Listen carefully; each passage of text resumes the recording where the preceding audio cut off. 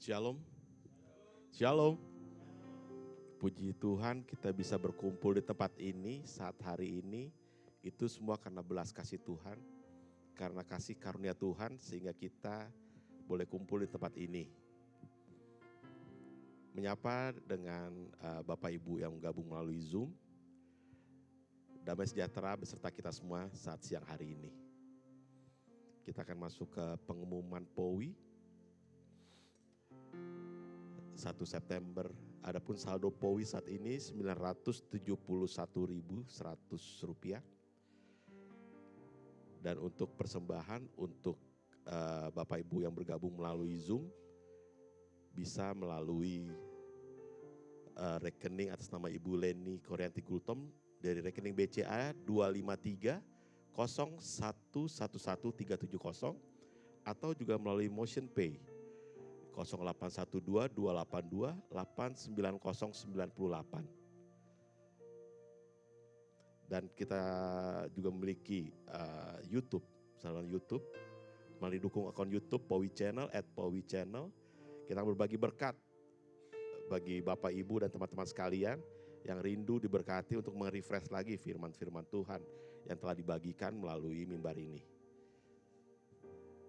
Dan untuk minggu depan kami juga berharap bisa bergabung lagi dalam ibadah kami, ibadah POWI di tempat ini untuk mendengarkan kabar baik yang akan disampaikan oleh pendeta di tempat ini.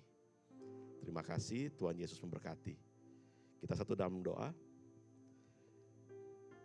Ya Bapa yang baik, terima kasih untuk siang hari ini. Terima kasih untuk berkat-Mu senantiasa menyertai kami di mana kami ada. Kami menyerahkan ibadah kami pada hari ini dari awal dengan hingga akhir. Kami mengundang urapan kuasa Roh Kudus boleh hadir di tempat ini. Dan kami boleh datang dan kembali. Kami boleh merasakan lawatan Tuhan. Kami boleh merasakan damai sejahtera, kekuatan daripada Tuhan. Terima kasih ya Bapa. Terima kasih Tuhan Yesus. Amin.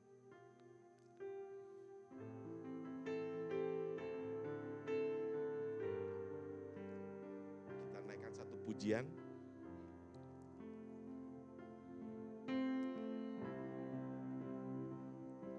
Ya Tuhanku, aku hendak bernyanyi bagi-Mu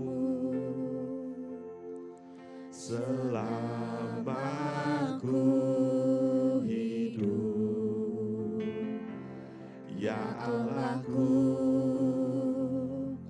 aku hendak bermazmur bagi-Mu selagi ku ada. Inilah yang ku renungkan setiap waktu. Nyanyian pujian dan pengagungan kepadamu.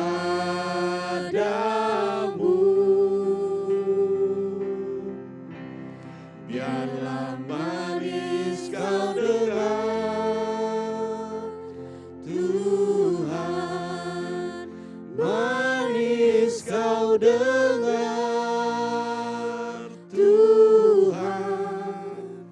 dan hatiku bersuka karena-Mu.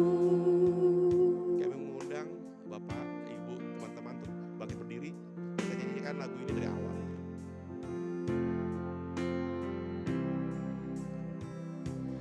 Ya Tuhanku,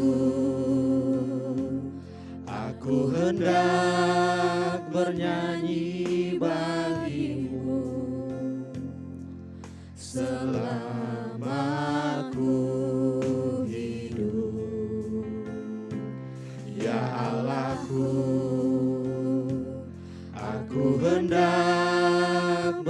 Mazmur bagimu selagi ku ada. Inilah yang ku renungkan setiap waktu. Nyanyian pujian dan pengagungan kepadamu.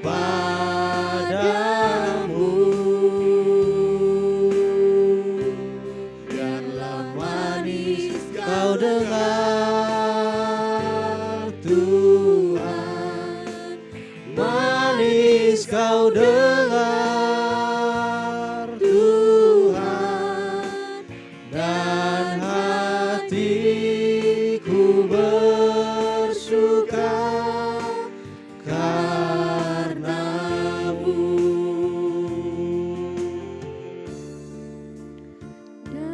Kita tenangkan hati kita saat siang hari ini, menyadari bahwa Tuhan luar biasa dalam hidup kita. Campur tangan Tuhan dalam hidup kita. Campur tangan Tuhan dalam setiap rencana-rencana kita. Campur tangan Tuhan dalam segala dimanapun kita boleh berada. Kita memiliki Tuhan yang luar biasa. Kita memiliki Tuhan yang luar biasa. Terima kasih Tuhan.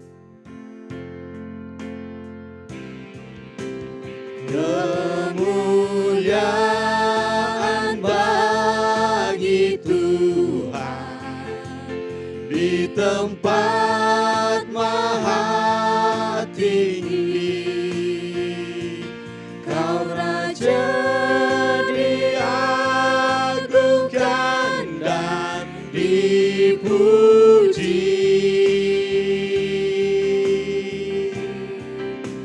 Datanglah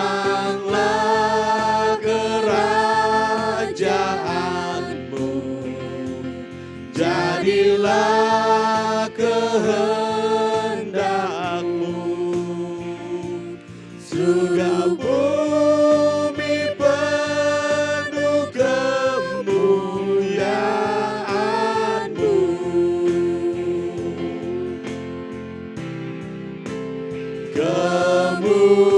Kemuliaan bagi Tuhan di tempat maha tinggi. Kau Raja diagungkan dan dipuji.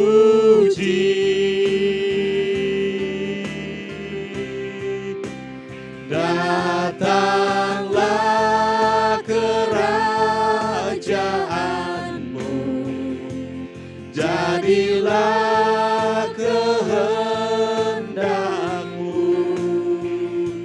Seluruh bumi penuh kemuliaanmu.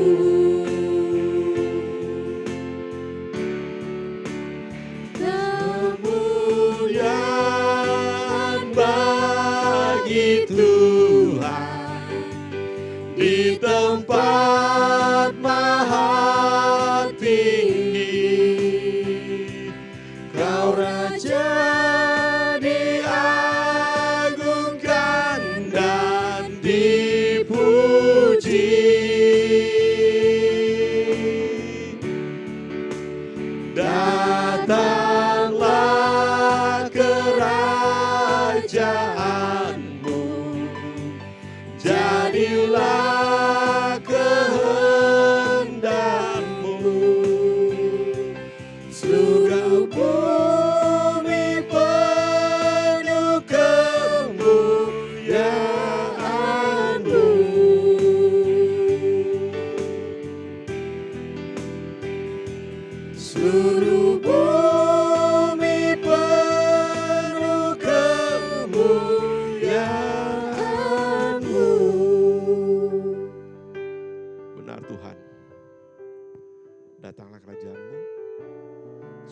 penuh kemuliaan-Mu. Terima kasih ya Tuhan, terima kasih Tuhan.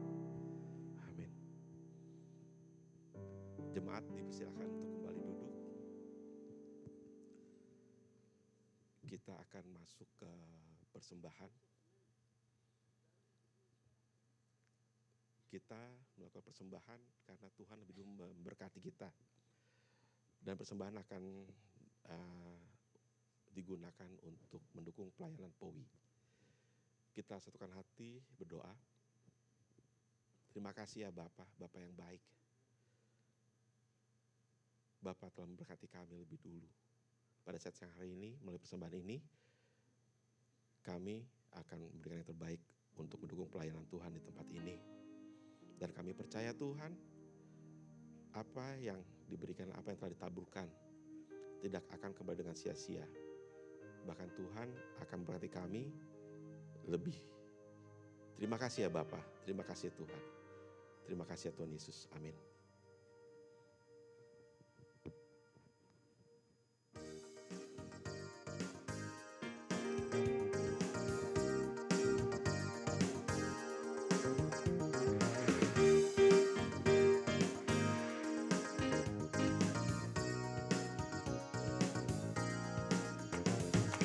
Masuk gerbangnya bersyukur dengan penuh pujian, bersuka di hadiratnya, nyanyi besarkan agung namanya, puji tiuplah sangkakala, musik dan tarian.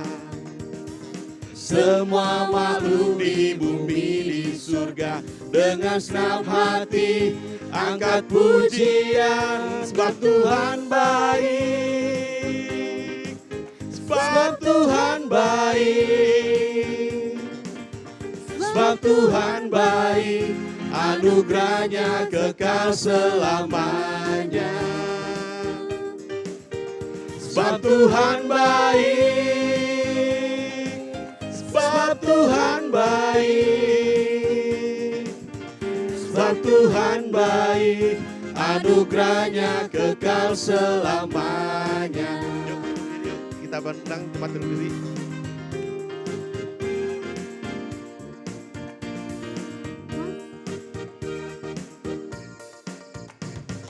Masuk gerbangnya bersyukur dengan penuh pujian, bersuka di hadiratnya, nyanyi besarkan agung namanya, puji dia tiuplah sangkakala, musik dan tarian. Semua makhluk di bumi di surga dengan senang hati naikkan pujian, sebab Tuhan baik, sebab Tuhan baik, sebab Tuhan baik, anugerahnya kekal selamanya.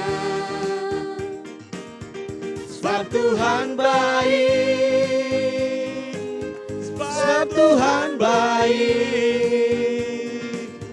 sebab Tuhan baik, anugerahnya kekal selamanya. Sebab Tuhan baik, anugerahnya kekal selamanya. Sebab Tuhan baik, anugerahnya kekal selamanya. Siapa yang percaya Tuhan itu baik? Amin. Kita akan silakan duduk lagi, jemaat Bapak Ibu sekalian. Kita akan masuk ke pembacaan firman Tuhan yang akan disampaikan oleh Bapak Naban. Kita menyanyikan sebuah lagu untuk menyambut firman Tuhan.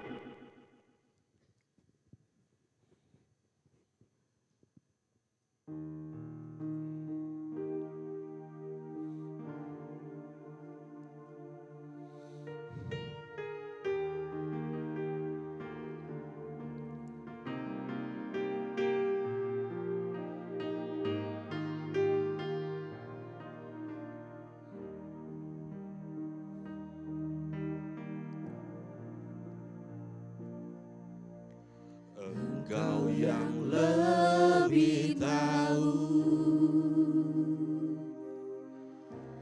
cara untuk membuka jalanku. Engkau yang lebih mengerti cara untuk menolong hidupku. Ku percaya Kau Tuhan yang tak pernah gagal, menjadikanku lebih dari pemenang. Ku percaya Kau Tuhan yang tak pernah lalai, menepati janji-janji-Mu.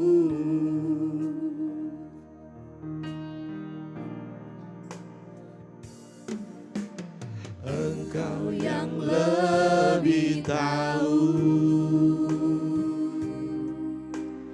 cara untuk membuka jalanku. Engkau yang lebih mengerti cara untuk menolong hidupku. Kami mengundang jemaat Tuhan untuk berdiri dan Pak. Ku percaya Kau Tuhan yang tak pernah gagal, menjadikanku lebih dari pemenang. Ku percaya Kau Tuhan yang tak pernah lalai, menepati janji-janji-Mu. Ku percaya Kau Tuhan yang tak pernah gagal, menjadikanku lebih dari pemenang. Ku percaya Kau Tuhan yang tak pernah lalai, menepati janji-janji-Mu. Menepati janji-janji-Mu. Menepati janji-janji-Mu. Kita satu dalam doa.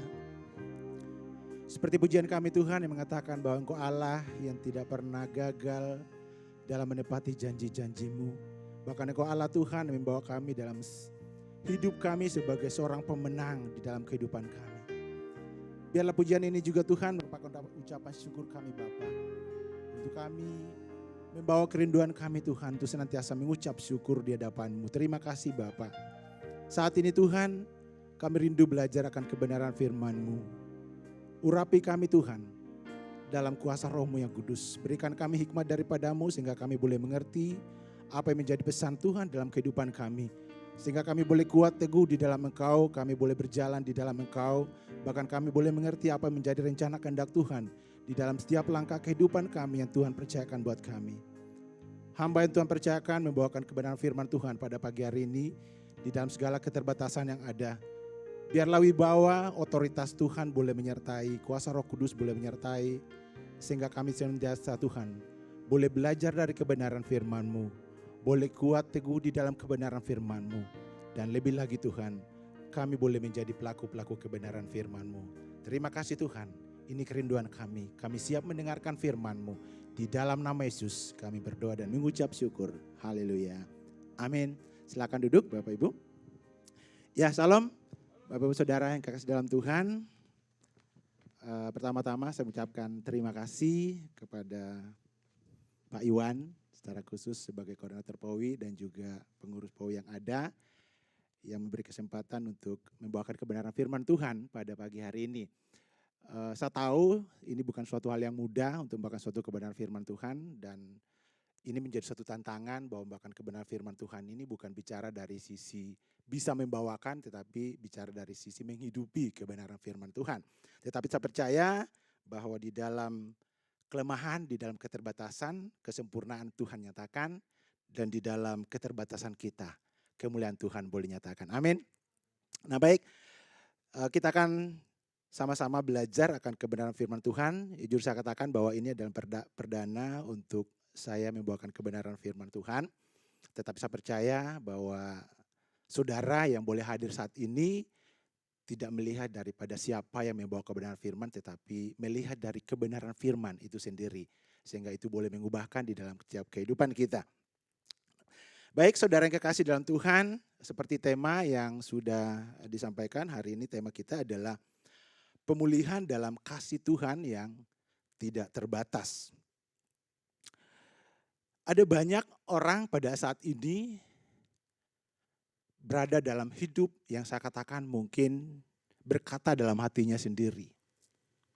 Saya ini orang pendosa. Saya ini sudah berbuat yang mungkin secara manusia bisa dikatakan bahwa orang juga melihat hina pada diri saya. Dan apalagi kita diberhadapkan kepada kemuliaan Tuhan, kesucian Tuhan. Dalam hati kita kadang berkata bahwa apakah saya layak di hadapan Tuhan? Apakah saya layak menerima anugerah dari Tuhan? Tetapi hari ini ada suatu kebenaran firman Tuhan yang boleh menguatkan kita bahwa ada pemulihan di dalam kasih Tuhan yang tidak terbatas. Nah saudara yang kekasih dalam Tuhan, saya percaya kita semua yang hadir di sini adalah umat pilihan Tuhan, amin. Dan pastinya saya percaya juga kita mau untuk dipulihkan, amin. Aminnya kurang, amin. Nah, puji nama Tuhan. Tapi sesungguhnya kalau kita mau refleksi diri di dalam kehidupan kita, ada dua pertanyaan yang mungkin menjadi suatu pertanyaan besar. Yang saya katakan tidak bisa kita jawab secara lips, secara kata-kata, tetapi harus kita jawab di dalam segala tindakan kita. Nah, dua pertanyaan mendasar itu sebagai umat pilihan Tuhan. Yang pertama adalah bahwa apakah saudara dan saya sungguh mengasihi Tuhan? Tidak perlu dijawab. Tetapi jawabannya dalam tindakan kita. Dan yang kedua adalah apakah kesetiaan saudara dan saya tidak berubah? Ini bicara bukan hari ini. Ini bicara adalah waktu yang sangat panjang yang bisa membuktikan bahwa apakah kesetiaan kita sampai selamanya akan tetap setia di hadapan Tuhan. Bagaimana pertanyaannya jika itu tidak terjadi? Nah mari saudara yang kekasih dalam Tuhan, kita mau belajar kebenaran firman Tuhan hari ini. Kita sama-sama buka di dalam kitab Yesaya. Kitab Yesaya 51 ayat pertama sampai dengan ayat yang ketiga. Yang menjadi landasan firman kita pada pagi hari ini. Dari kitab Yesaya 51 ayat pertama sampai dengan ayat yang ketiga. Sudah ketemu, amin. Oke, saya akan membacakan untuk kita semuanya. Demikian firman Tuhan. Dengarkanlah aku, hai kamu yang mengejar apa yang benar, hai kamu yang mencari Tuhan. Pandanglah gunung batu yang daripadanya kamu terpahat, dan kepada lubang penggalian batu yang daripadanya kamu tergali. Pandanglah Abraham, bapa leluhurmu, dan Sarah yang melahirkan kamu. Ketika Abraham seorang diri, aku memanggil dia. Lalu aku memberkati dan memperbanyak dia. Sebab Tuhan menghibur Sion, menghibur segala reruntuhannya. Ia membuat padang gurunnya seperti taman Eden dan padang belantarannya seperti taman Tuhan. Di situ terdapat kegirangan dan sukacita, nyanyian syukur dan lagu yang nyaring. Amin. Nah Bapak Ibu kasih dalam Tuhan, bahwa kalau kita melihat di dalam Yesaya 51 sesungguhnya ini adalah ending di dalam umat Tuhan. Sudah belajar dari ending di mana dia keluar daripada pembuangan. Nah kita tahu bahwa kalau kita membaca secara keseluruhan mulai daripada raja-raja sampai dengan Yesaya ini, Alkitab mencatat bagaimana kehidupan umat Tuhan, bangsa Israel pada saat itu. Belajar dari suatu hal bahwa kita melihat bagaimana penyertaan Tuhan yang luar biasa bagi umatnya Israel.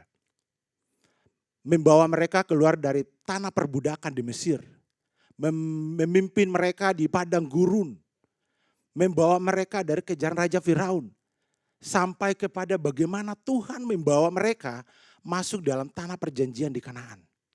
Ini suatu hal yang luar biasa. Artinya apa? Kalau saya katakan bahwa kalau ini kita masukkan dalam kehidupan kita pada saat ini, bahwa pada saat kita punya pergumulan yang sangat berat, Tuhan menjawab itu, bahkan Tuhan membimbing kita bagaimana kita bisa diberkati. Dan luar biasa janji Tuhan digenapi dalam kehidupan kita. Tetapi pertanyaannya, endingnya apakah kita tetap bisa bertahan di dalam kesetiaan kita di hadapan Tuhan? Ini menjadi suatu pertanyaan besar dalam hidup kita. Nah, kita belajar daripada kehidupan umat Israel bagi Tuhan. Pada saat masuk ke dalam tanah Kanaan, di mana firman Tuhan sendiri berkata bahwa jika engkau masuk ke dalam tanah perjanjian yang Tuhan berikan kepadamu, yaitu tanah Kanaan, maka di sana akan berlimpah susu dan madu. Dan kamu tidak akan merasakan namanya kekurangan. Tetapi apa yang terjadi? Alkitab mencatat bahwa umat Tuhan yang sudah masuk di dalam tanah Kanaan berbuat yang tidak pantas di hadapan Tuhan. Sehingga firman Tuhan sudah berkata bahwa engkau menyakiti hati aku. Itu kata Tuhan. Nah, saudara kekasih dalam Tuhan, kalau kita lihat bagaimana kondisi umat Israel pada saat masuk ke tanah perjanjian. Di sana sesungguhnya dia tidak setia kepada Tuhan. Apa yang sudah dilakukan bertahun-tahun, Tuhan mengajari dia bagaimana kesetiaan di dalam Tuhan. Tetapi pada prinsipnya dia kembali kepada hal-hal yang lama. Bahwa dia menduakan, bahkan membelakangi Tuhan. Alkitab mencatat di dalam Yesaya, kalau Bapak Ibu Saudara bisa membaca dari ayat pertama bahwa kehidupan umat Tuhan pada saat itu sungguh luar biasa, bahwa pada abad ke-16 atau tepatnya di tahun 568 sebelum Masehi, Babelonia atau kerajaan Babel menghancurkan Yerusalem. Kenapa itu terjadi? Tuhan izinkan itu terjadi. Dan apa yang terjadi pada saat itu bahwa semua bait Allah, istana, rumah-rumah, tembok-tembok kota menjadi reruntuhan pada saat itu. Dan apa terjadi dengan umat Tuhan? Umat Tuhan pada saat itu diperhadapkan kepada dua pilihan.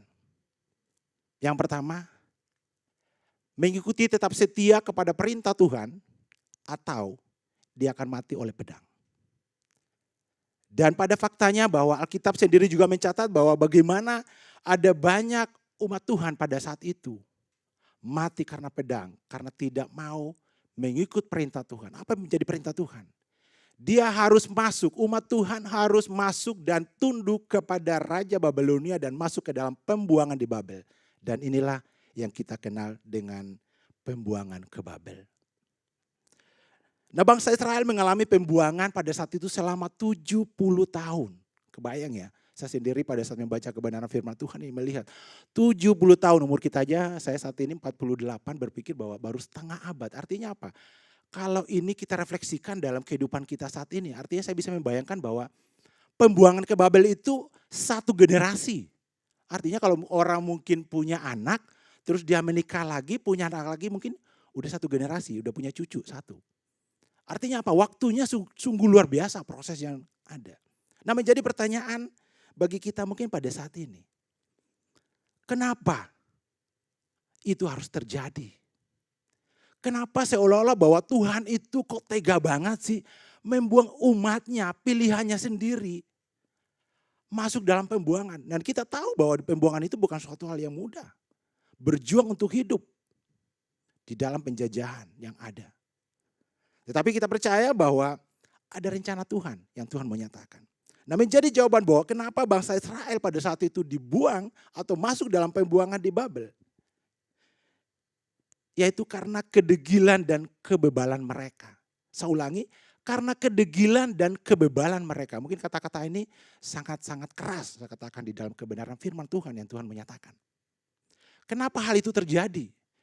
Pada saat di tanah Kanaan umat Tuhan mendukakan hati Tuhan.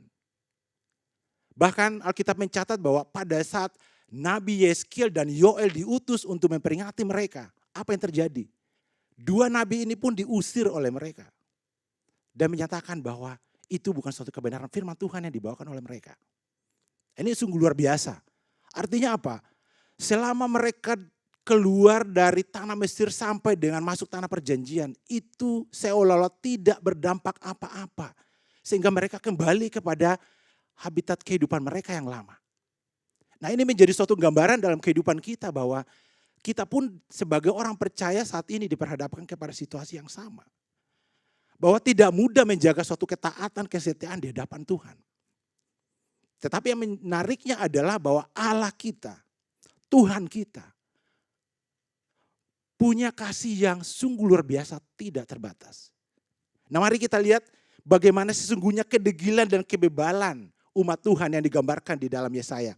Saya akan membacakan satu ayat perikop di dalam Yesaya 1 ayat 2 sampai 6.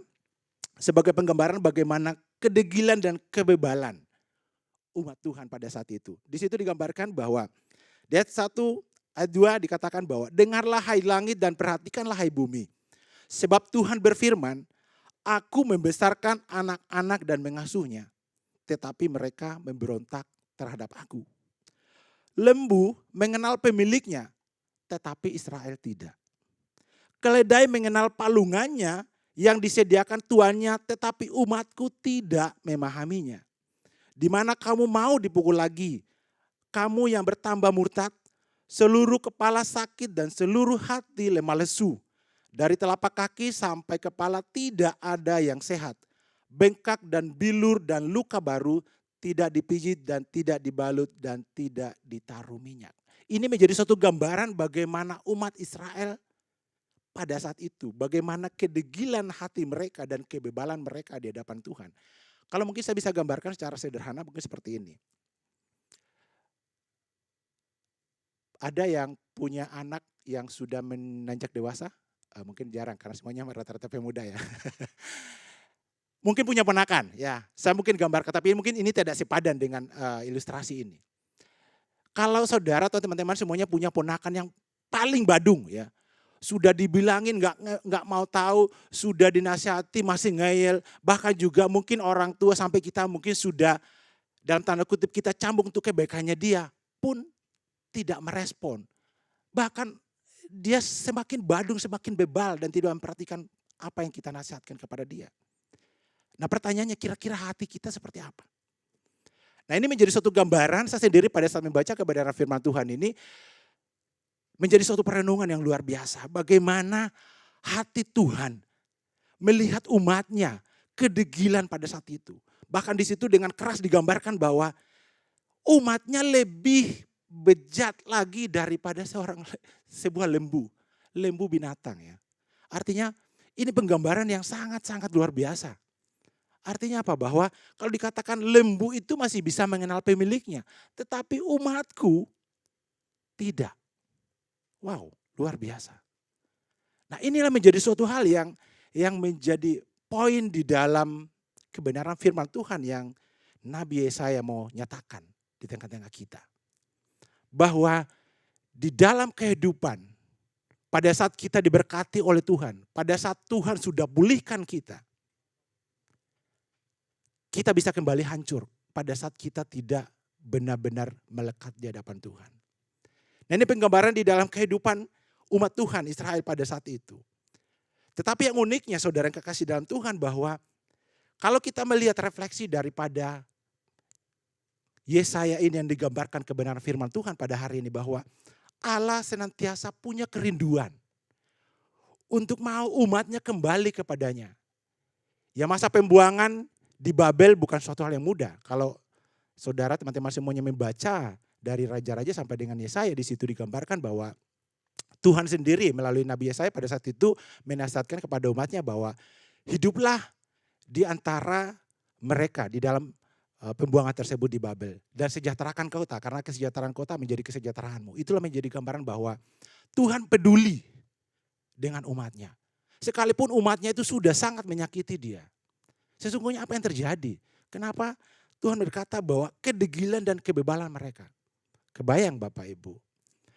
Mereka sudah merasakan bagaimana mujizat Tuhan Bagaimana Tuhan membawa dia dari suatu perbudakan sampai kepada kemenangan dan dia masuk ke tanah perjanjian yang berlimpah susu dan madu. Tetapi apa yang mereka lakukan? Mereka kembali menyembah berhala. Dan Tuhan berkata di dalam firman-Nya, itulah merupakan persundalan, bahasanya mungkin kasar. Firman Tuhan jelas berkata seperti itu. Ini adalah persundalan di hadapan Tuhan. Mungkin kalau kita membayangkan kehidupan secara pribadi kita, kata sundal aja kayaknya orang kalau dibilang sundal mungkin udah tersinggung berat ya. Ini artinya bahwa bagaimana perasaan Tuhan saat itu. Bagaimana hancurnya hati Tuhan melihat umatnya, kedegilan hati umatnya. Ya mungkin kalau kita berkata bahwa ini sudah tidak pantas untuk diampuni. Ini sudah tidak pantas untuk keluar atau diangkat kembali dari pembuangan di Babel. Tetapi mari kita belajar dalam kebenaran firman Tuhan. Bagaimana Tuhan kita luar biasa. Bahwa di dalam masa pergabungan di Babel, ya konsekuensi yang harus diterima sebagai umat Tuhan yang tidak mendengarkan kebenaran firman Tuhan bahkan dalam kedegilan mereka. Ketika mereka memberontak kepada Allah, mereka masuk dalam pembuangan. Tuhan bukan jahat kepada mereka. Tetapi Tuhan mau ada pemulihan yang bisa terjadi di tengah-tengah mereka. Nah, sesungguhnya inilah juga menjadi gambaran dalam kehidupan kita bahwa pada saat kita jauh dari hadapan Tuhan. Pada saat kita tidak mengandalkan Tuhan. Pada saat kita berkata, Tuhan saya masih bisa melakukan segala sesuatunya tanpa Tuhan. Bukankah ini menyakiti hati Tuhan? Dan inilah gambaran yang Tuhan menggambarkan di dalam Yesaya ini. Bahwa itulah yang pernah dialami oleh umat Tuhan.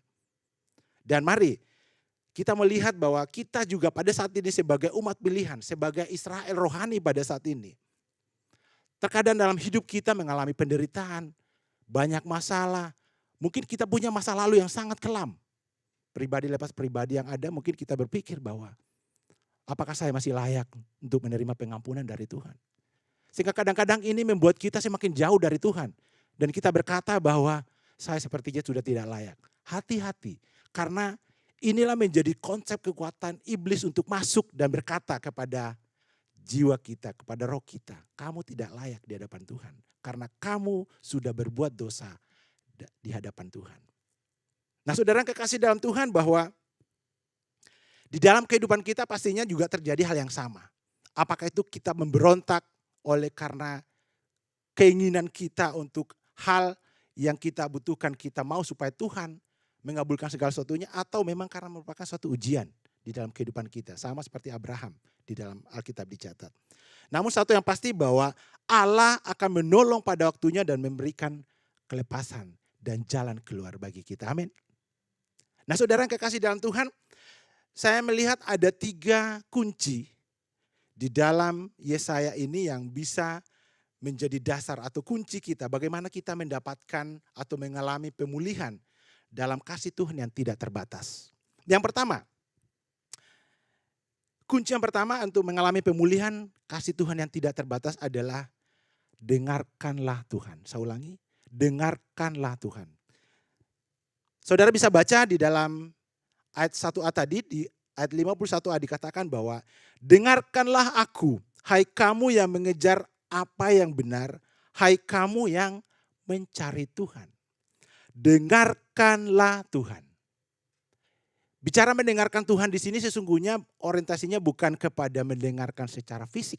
Telinga mungkin audible yang kita dengarkan bukan seperti itu. Tapi bicara dengarkanlah Tuhan ini bicara tentang ketaatan.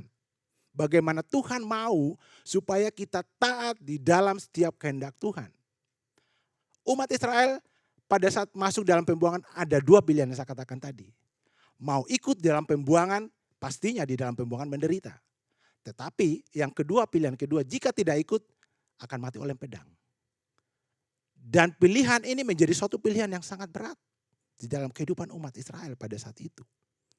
Tetapi umat sebagian kecil yang setia melakukan itu dan setia untuk taat atas perintah Tuhan.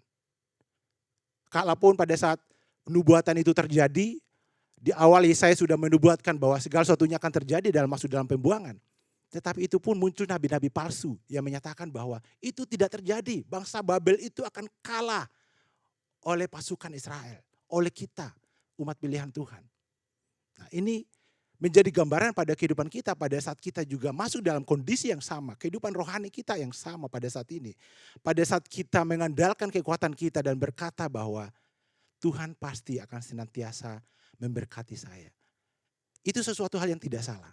Tetapi hati-hati bahwa sesuatu hal bisa Tuhan nyatakan di dalam kehidupan kita yang mungkin secara kedagingan kita katakan bahwa ini sangat menyakitkan. Kok Tuhan begitu kejam pada kehidupan saya? Pada saat kita mungkin punya kerinduan dan pergumulan sesuatu, seolah-olah jawaban itu mungkin kok tidak sesuai dengan apa yang menjadi keinginan kita. Tetapi sesungguhnya Tuhan mau kita taat di dalam kondisi itu. Nah saudara yang kekasih dalam Tuhan bahwa umat Israel terjebak pada saat kondisinya pada saat itu. Sehingga di ayat 1 tadi dikatakan bahwa dengarkanlah aku hai kamu yang mengejar yang benar. Kalau saya membaca sekilas ini, hai kamu yang mengejar apa yang benar, hai kamu yang mencari Tuhan. Ya ini adalah suatu ending yang saya katakan tadi. Tapi kenapa ini berbunyi demikian? Di dalam firman Tuhan yang disampaikan melalui Nabi Yesaya. Sesungguhnya karena Tuhan melihat bahwa umatnya pada saat itu secara ritual mereka seolah-olah dalam tanda kutip saya katakan. Seolah-olah menyembah Tuhan Allahnya. Tetapi sesungguhnya tidak. Hatinya mereka jauh daripada Tuhan. Nah mereka pada saat itu mempersembahkan korban persembahan bagi Tuhan. Tetapi hidupnya mereka tidak melekat pada Tuhan. Ya mungkin kalau saya gambarkan seperti sekarang ini, kita sama-sama introspeksi diri. Bicara kebenaran firman Tuhan, saya sendiri merasa sangat terkoreksi dengan kebenaran firman Tuhan ini. Bukan saya katakan bahwa saya bisa membawakan kebenaran firman Tuhan ini karena saya lepas dari itu. Tetapi justru firman Tuhan juga menguliti saya secara pribadi. Artinya kadang-kadang kita berpikir bahwa saya sudah aktif dalam pelayanan, saya sudah ikut kebaktian, saya sudah ikut dalam melayani. Pertanyaannya besar, apakah hati kita sudah melekat pada Tuhan? Ini tidak bisa dilihat daripada orang lain. Tetapi jawaban ini ada dalam jawaban pribadi kita dengan Tuhan. Karena cuma kita yang tahu dengan Tuhan, apakah saya sungguh mengasihi Tuhan dalam kehidupan saya. Apakah saya memang pada saat memuji Tuhan, apakah memang roh saya itu benar-benar memuji Tuhan. Atau cuma lipsting di dalam hidup saya. Tapi sebenarnya pikiran saya jauh di luar saya. Kita bisa berada di sini di dalam ruang ibadah. Tetapi bisa aja pikiran kita ada di mana-mana. Nah inilah yang Tuhan maksudkan bahwa dengarkanlah Tuhan. Apa yang Tuhan mau di dalam kehidupan kita. Nah di dalam Alkitab dicatat sebagai contoh bagaimana ketaatan pada saat Musa diminta Tuhan membuat patung ular tedung pada masa bangsa Israel pada saat itu ada di padang gurun. Dan sehingga firman Tuhan kepada Musa berkata bahwa semua umat Israel yang dipatuk ular tedung lihat kepada patung itu maka dia akan sembuh. Pertanyaannya apa hubungannya coba antara patung dengan kesembuhan? Lah mungkin secara medis kita akan berpikir, lah harusnya kan pada saat itu Musa bilangnya gini, siapa yang dipatuk sekarang ke sini kita akan buat ramuan obat-obatan supaya itu bisa sembuh. Logikanya seperti itu secara manusia, secara kedagingan. Dan mungkin secara medis dalam dunia saat ini pun akan mengakui itu. Tetapi kejadiannya tidak seperti itu. Kejadiannya adalah Musa diminta Tuhan membuat patung ular tedung. Kalau orang melihat mungkin secara dunia akan melihat berarti umat Tuhan menyembah berhala ya. Kondisinya kok dia disuruh menyembah patung sehingga dia bisa sembuh. Nah inilah sesungguhnya menjadi suatu problema rohani di dalam kebenaran firman Tuhan. Makanya saya katakan kembali lagi tadi bahwa dengarkanlah Tuhan. Karena bicara konteks ini adalah bicara bahwa bagaimana kita sesungguhnya secara pribadi tahu hubungan kita dengan Tuhan itu seperti apa. Apakah kita benar-benar mengalami Tuhan dalam hidup kita. Ataukah kita cuma melaksanakan ritual kerohanian yang sesungguhnya kita belum melekat kepada Tuhan. Inilah menjadi suatu konteks. Sehingga kejadian ini pun terjadi di dalam umat Israel pada saat itu. Karena kondisinya dia dalam ritual untuk persembahan korban persembahan untuk pengampunan dosa dan seterusnya. Itu menjadi suatu rutinitas sehingga pada saat di tanah Kanaan mereka melakukan itu. Tetapi hatinya mereka jauh daripada Tuhan. Dan ini menyakiti hati Tuhan. Nah saudara yang kekasih dalam Tuhan itu yang pertama tadi bahwa bagaimana kita bisa mendengarkan Tuhan dalam hidup kita. Nah kalau kita bicara pada saat ini kita diperhadapkan dengan dunia yang serba instan ya. Bahwa di dalam kehidupan kita kadang-kadang kita berpikir bahwa segala sesuatunya sangat mudah kita lakukan. Kita butuh apa misalnya? Ya kita butuh misalnya untuk dalam kehidupan rumah tangga.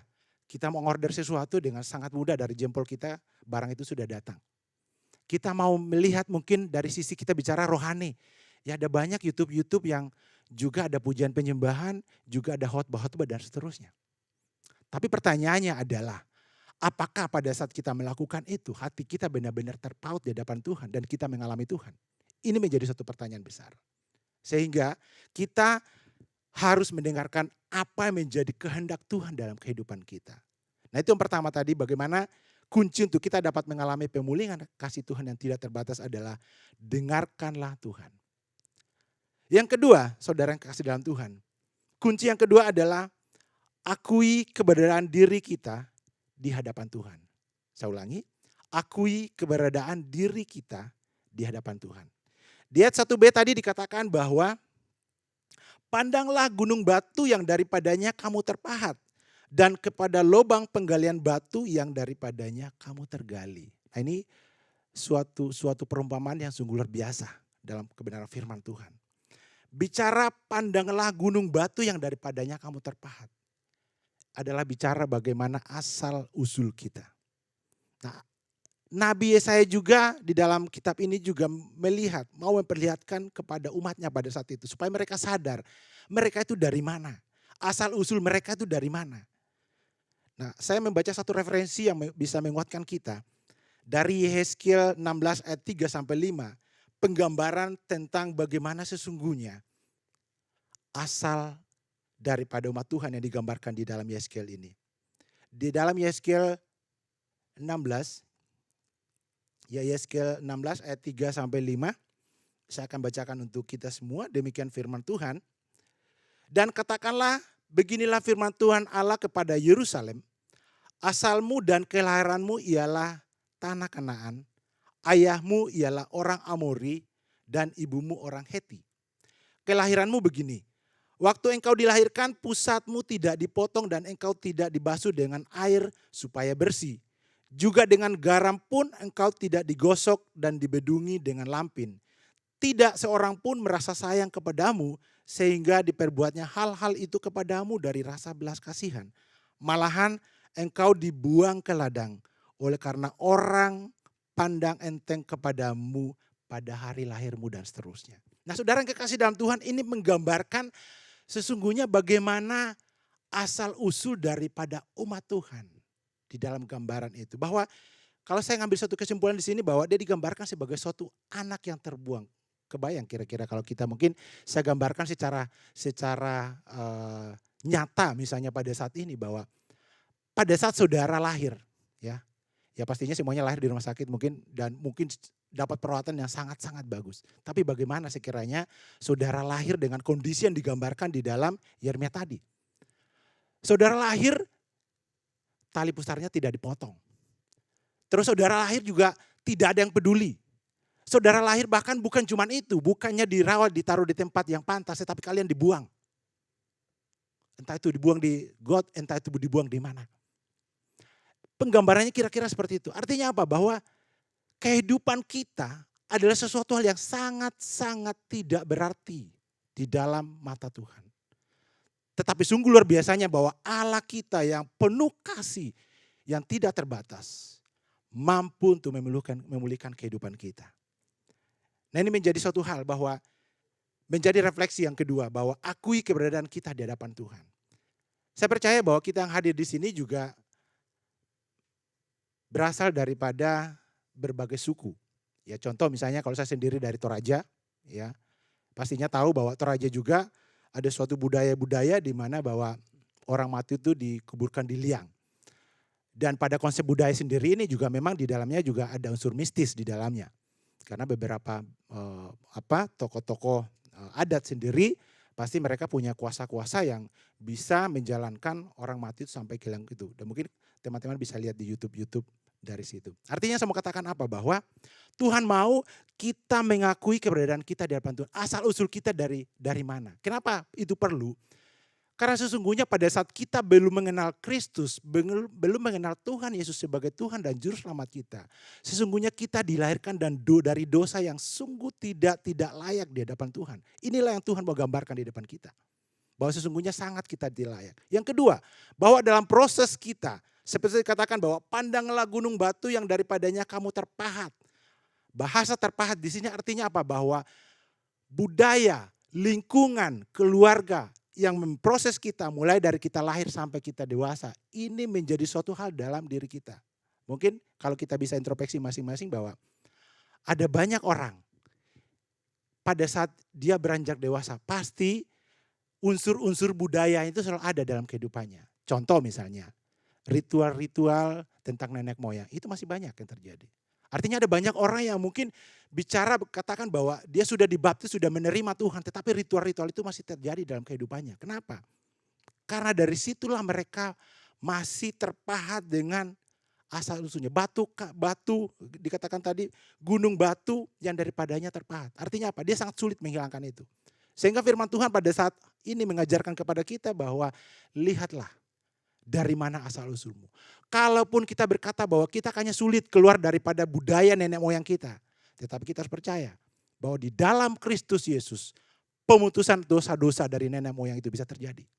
Dan inilah yang Tuhan kehendaki supaya kita bisa mengalami namanya kunci pemulihan di dalam Tuhan. Nah saudara kekasih dalam Tuhan, bahwa kalau kita melihat hal-hal dalam kehidupan kita, ini menjadi introspeksi bahwa kita boleh melihat masing-masing dari pribadi kita. Apakah kita masih membawa hal-hal di dalam kehidupan kita yang tidak berkenan di hadapan Tuhan. Jika ada, mungkin saat ini kita mau mengambil suatu komitmen bahwa lepaskan, lihatlah bahwa kita terlahir dari dosa. Tetapi Tuhan berkata, mari aku akan memulihkan engkau dalam kehidupanmu. Nah ini menjadi suatu kunci kedua. Dan yang ketiga, saudara yang kekasih dalam Tuhan, kunci untuk kita mengalami pemulihan dalam kasih Tuhan yang tidak terbatas.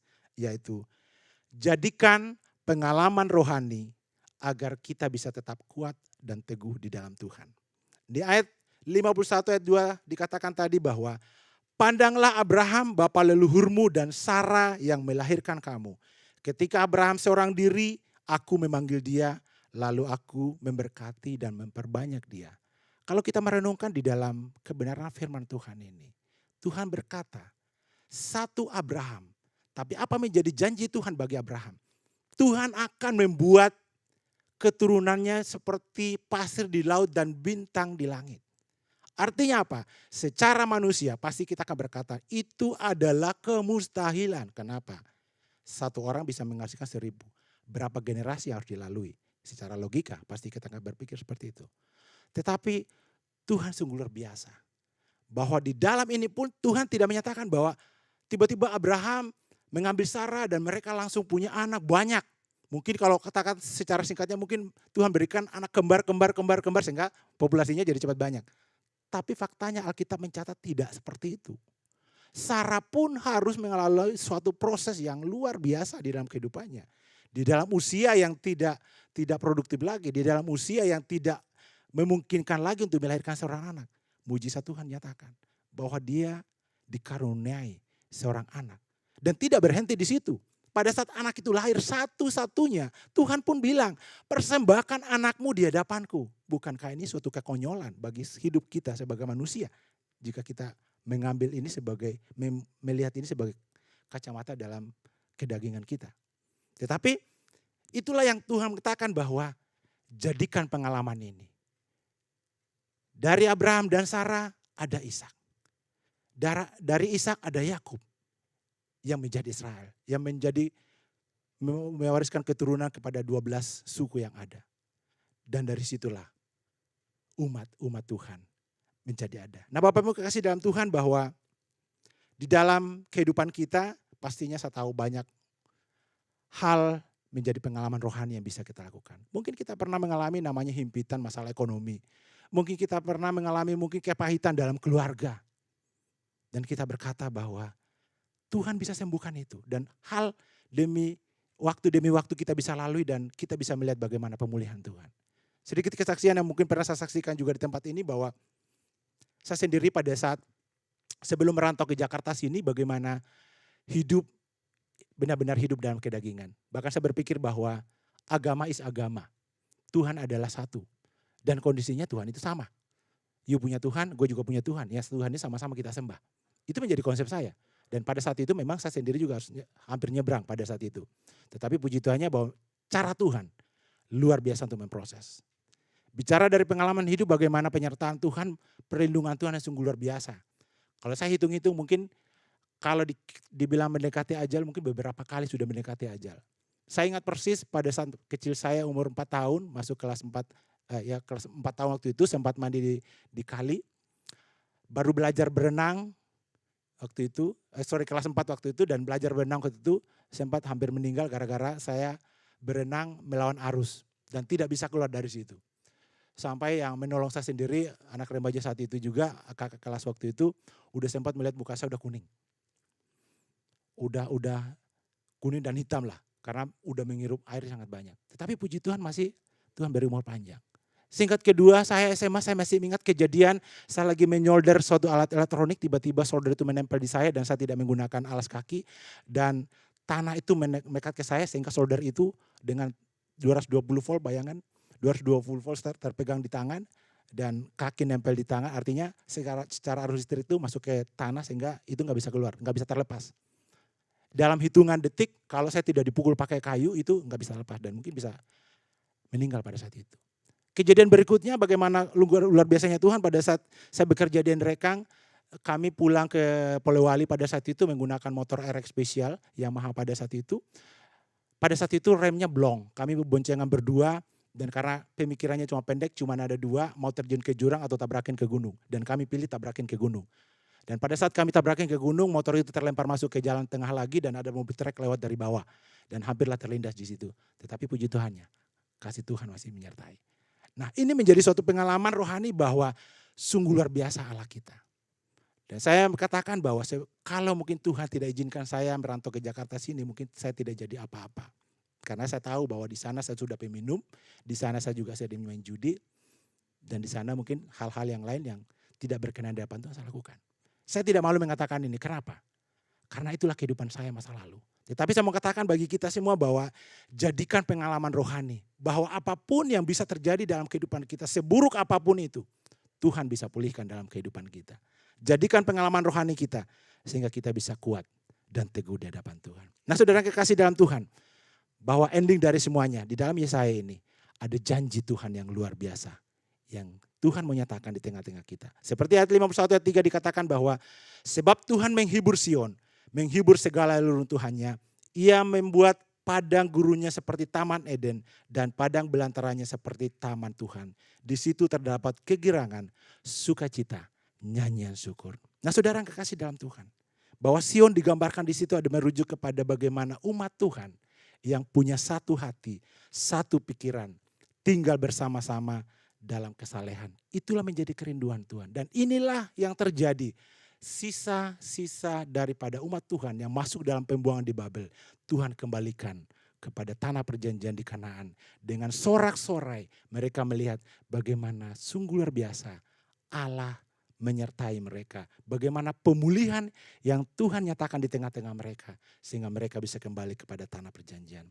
Nah saudara yang kekasih dalam Tuhan, dan sebagai penutup ada suatu moto di dalam rohani kita yang bisa kita katakan bahwa, saya bisa katakan seperti ini, bahwa ketika pikiran kita berkata tidak mungkin dalam hidup kita, biarlah iman kita menjadi suara yang membuktikan bahwa kuasa kasih Tuhan tidak terbatas pada apapun. Nah mari saudara alami pemulihan dalam kasih Tuhan yang tidak terbatas. Dengan apa? Dengan 3 kunci tadi. Yang pertama tadi bahwa dengarkan Tuhan. Biarkan Tuhan menuntun langkah hidup saudara dan saya.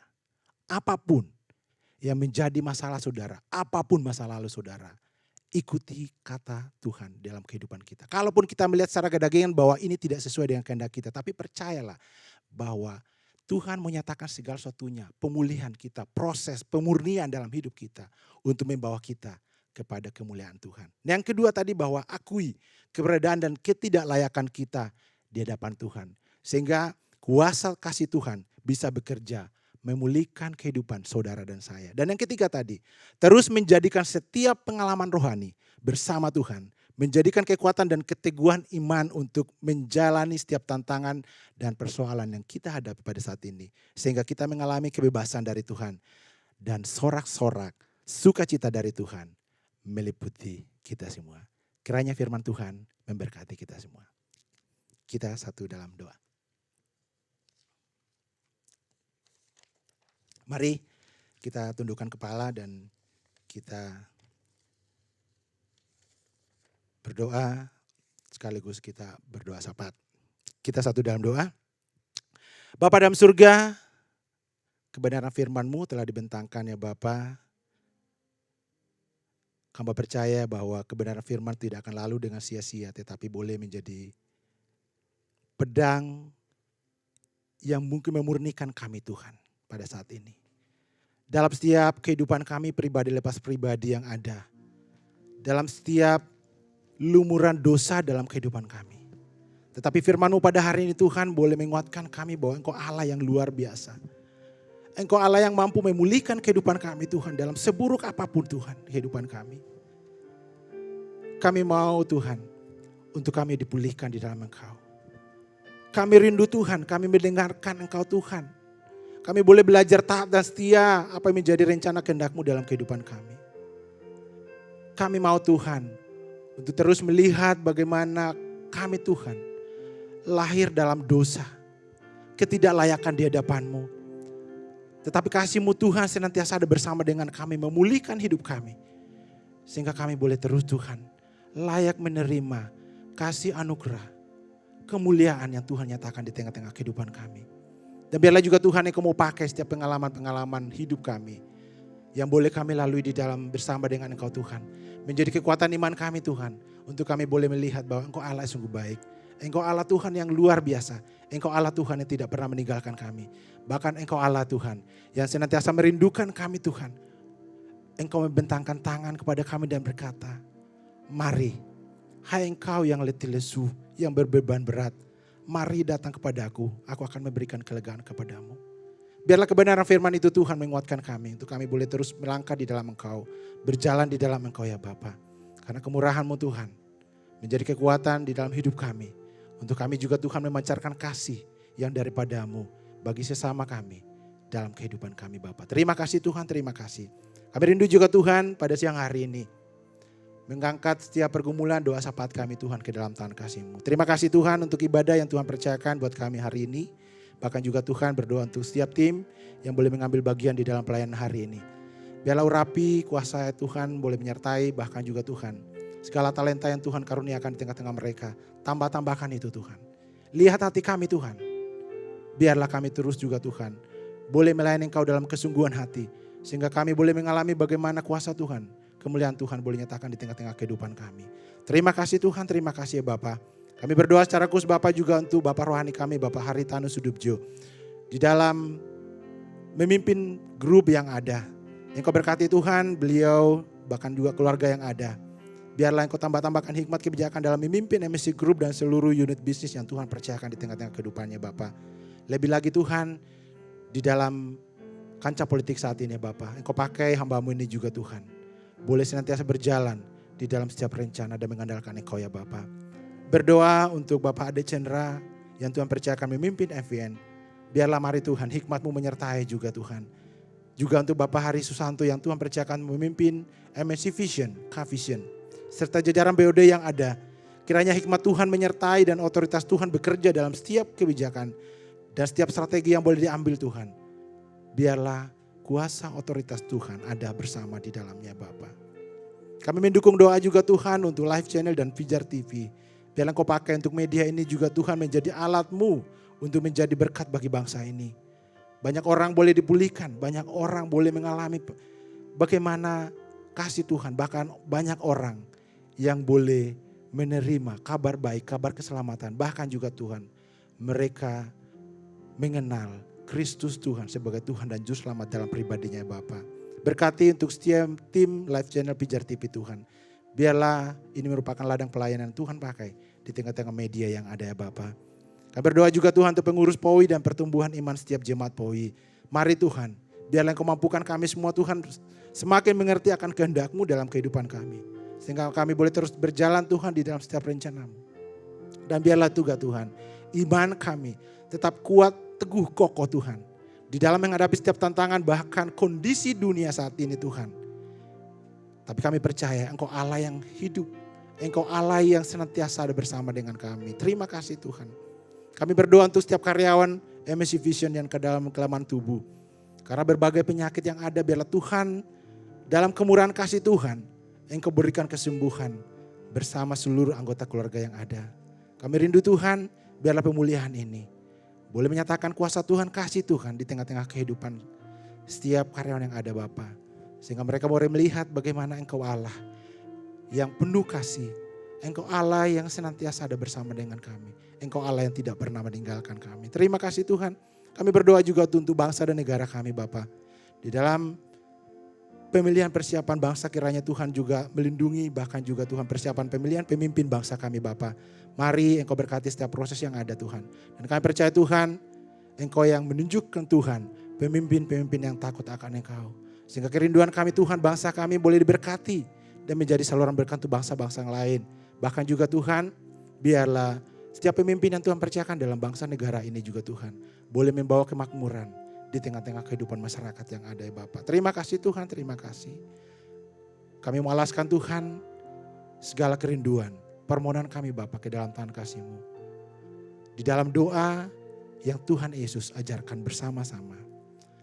Bapa kami yang di surga, dikuduskanlah nama-Mu, datanglah kerajaan-Mu, jadilah kehendak-Mu di bumi seperti di surga. Berikanlah kami pada hari ini makanan kami yang secukupnya. Dan ampunilah kami akan kesalahan kami, seperti kami juga mengampuni orang bersalah kepada kami. Dan janganlah membawa kami ke dalam pencobaan, tapi lepaskanlah kami daripada yang jahat. Dan janganlah membawa, karena Engkau yang punya kerajaan dan kuasa dan kemuliaan sampai selama-lamanya. Mari saudaraku, arahkan hatimu dan terimalah berkat dari Tuhan. Seperti firman Tuhan berkata, Tuhan memberkati engkau dan melindungi engkau.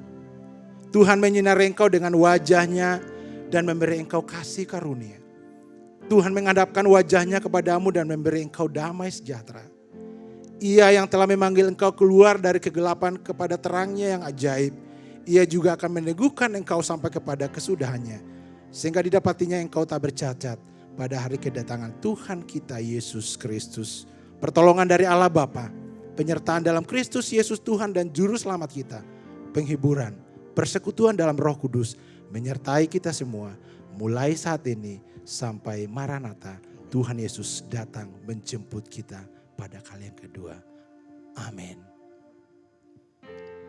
Makasih Yesusku.